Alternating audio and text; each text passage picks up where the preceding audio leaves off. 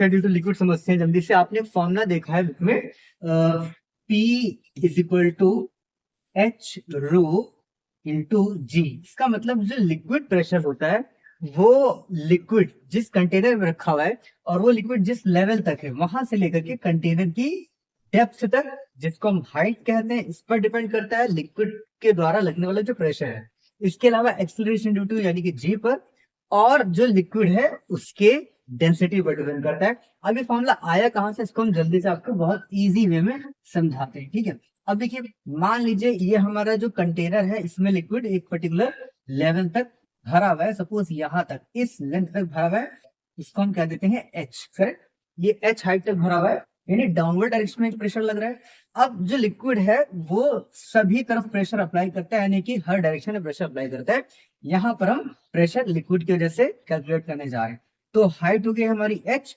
अब acceleration due to gravity आप जानते हैं जी, जो कि होता है जी। अब ये जितने एरिया के ऊपर प्रेशर लगाएगा वो है इसके बेस का एरिया, दैट इज पी।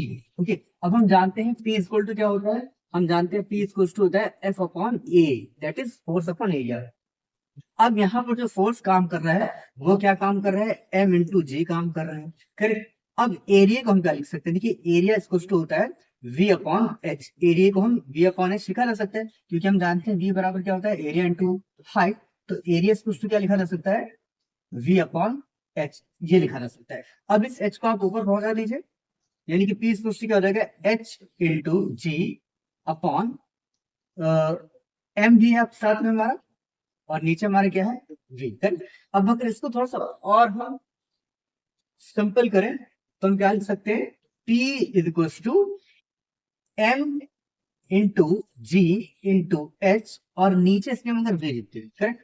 अब m upon v equal to क्या हो जाएगा, आप जानते हो कि जो डेंसिटी होती है हमारी, डेंसिटी कुछ क्या होती है, m अपॉन v के बराबर होती है ना, डेंसिटी हमारी m अपॉन v होती है, तो m अपॉन v की प्लेस में क्या लिख सकते हैं, d।